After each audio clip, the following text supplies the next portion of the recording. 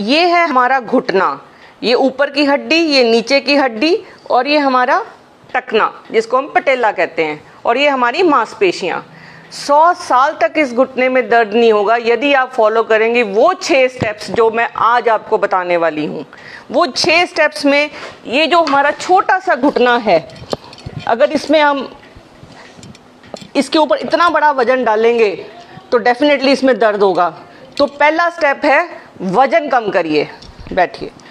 अब आप कहेंगे कि बहुत छोटी उम्र में भी आजकल बिना पतली लड़कियों को भी लड़कों को भी सबको घुटनों में दर्द हो रहा है। उस घुटने के दर्द का कारण है वो है हमारा खान पान। हमारे खान पान में कुछ चीज़ें ऐसी हैं जो सोजिश पैदा करती हैं। जब वो सोजिश पैदा करती हैं उनकी यहाँ पे डेपोजिशन हो जाती है, वो यहाँ पे जमा हो जाती हैं। जब वो यहाँ जमा हो जाती हैं तो ये चीज़ें आपस में जब चलती हैं तो ये रगड़ खाती हैं। जब ये रगड़ खाएंगी तब हमें दर्द होगा। तो हमारे खान पान में हमें क्या नहीं करना है, खान पान में हमें ये सबसे ज़रूरी चीज़ है कि हमें बहुत चीनी वाला खाना, बहुत सॉल्ट वाला खाना, फैटी खाना और ओमेगा 6 फैटी एसिड्स वाला, वो इन्फ्लामेशन पैदा करता है या ट्रांस फैट जिसको हम कहते हैं, वो नहीं लेना। तो हमें दूध अवॉइड करना है।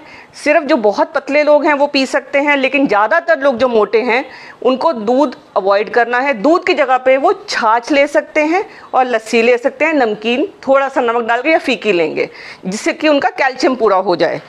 खान पान अगर हम फ्रेश फ्रूट्स रखेंगे, हर्ब्स रखेंगे, अदरक है, हल्दी है, कड़ी पत्ता है और ऑरेंज, एप्पल, पाइनएप्पल, ये सब ऐड रखेंगे तो इस घुटने में कभी भी आपको दर्द नहीं होगा। खान पान के बाद अगली चीज़ है हमारा पोस्चर।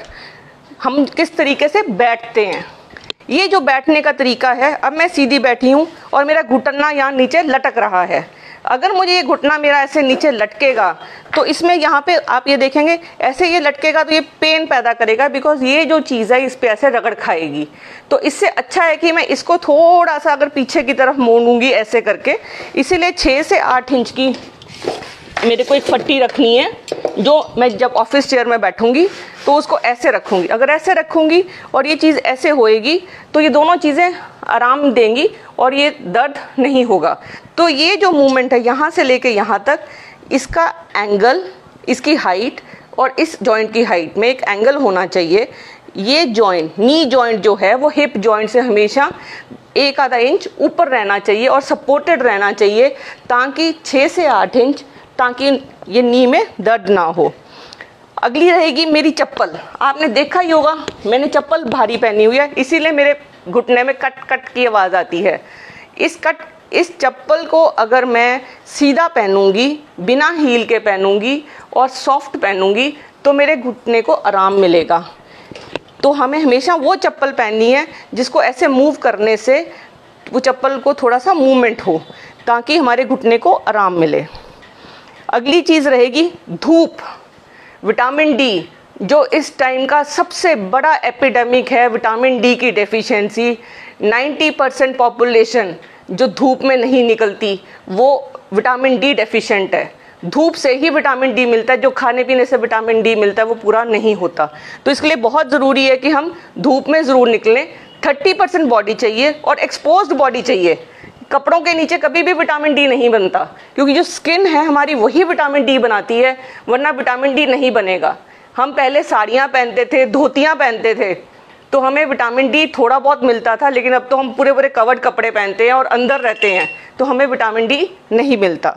ये हुआ हमारे 5 स्टेप्स। अब फाइनली जो हमारी चीज़ जो रामबाण है घुटने के दर्द को ठीक करने के लिए, और हमेशा जब हम ऑफिस में बैठे हैं, जब हम कहते हैं हमारे पास समय नहीं है, हमें सिर्फ दिमाग में ये रखना है कि मुझे अपना घुटना ठीक रखना है। तो उसके लिए मैं आपको 4 व्यायाम बताऊंगी, 4 एक्सरसाइजेज, बड़ी सिंपल, इतनी सिंपल कि कोई बच्चा भी कर लेगा। जब वो स्कूल में भी बैठा होगा, अगर उसको लगता है कि मेरे घुटने में दर्द हो रही है तो वो फॉलो करेगा तो उसको ये दर्द ठीक हो जाएगी। पहली एक्सरसाइज रहेगी कि पैर को बड़े प्यार से ऊपर की तरफ लेके जाइए, इसको यहीं पर रोकिए, 1 से लेके 10 तक गिनती करिए और फिर बड़े प्यार से इसको नीचे रहिए। जो सबसे ज़रूरी बात है कि हमें बड़े प्यार से ये करना है, क्योंकि अगर हम ऐसे ऐसे करेंगे तो इससे तो रगड़े जाएगी, अगर वो रगड़ेंगे तो फिर हमारी दर्द बढ़ जाएगी और सोजिश भी बढ़ जाएगी। ऐसे ही हम दूसरे पैर के साथ, दूसरे घुटने के साथ करेंगे। इससे क्या है कि जो हमारी ये वाली मांसपेशी है वो स्ट्रांग होएगी। जितनी भी मांसपेशियाँ हैं वो जॉइंट को इस तरीके से खींच के रखती हैं और यहाँ पे जगह बना के रखती हैं। जब ये मांसपेशियाँ कमज़ोर हो जाती हैं और ढीली पड़ जाती हैं, दोनों चीज़ें आपस में इस तरीके से रगड़ खाती हैं। जब ये रगड़ खाएंगी, ये जो जॉइंट स्पेस है ये कम हो जाती है, ये एक दूसरे पे रगड़ खाती हैं तो बहुत पेन होती है और तभी नी प्लेसमेंट की बारी आ जाती है। इस मसल की जिम्मेवारी आपकी है। ये हुई पहली एक्सरसाइज। अगली एक्सरसाइज रहेगी, इस पैर को सीधा रखेंगे और केवल ऐसे ऐसे करेंगे। इससे जो पीछे वाले आपके मसल्स हैं, जो पीछे टांग के पीछे हैं, वो हेल्दी रहेंगे आपके। बस आपको ये भी 10 बार करना है यूं यूं करके, और मूवमेंट है आगे पीछे की, खींच के रखना है ऐसे ही दूसरे घुटने के साथ। फिर आएगी तीसरी एक्सरसाइज, एक फिस्ट मुट्ठी बनाएंगे।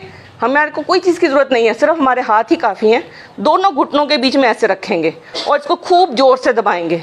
इससे जो हमारा जो बीच वाला मसल है, जो ये अंदर की तरफ जो मसल्स हैं, जो यहाँ पे जो मसल्स हैं, वो ठीक होएंगे और स्ट्रांग हो जाएंगे। इसके बाद नेक्स्ट एक्सरसाइज रहेगी, ये साइड पे हाथ रखेंगे हम, इसको ऐसे दबाएंगे और हाथ को अंदर की तरफ, घुटने को बाहर की तरफ, इसको ऐसे दबाएंगे। ये एक्सरसाइज 10 की काउंटिंग पे 4 एक्सरसाइजेस 10 की काउंटिंग के लिए दिन में 2 बार करेंगे और हर एक्सरसाइज आपने 10 बार करनी है। ये जो 4 × 10 × 10 है, 2 × 4 × 10 × 10 है और × 2 है, ये जो फॉर्मूला है आपका, ये आपके घुटने को 100 साल तक दर्द नहीं होने देगा।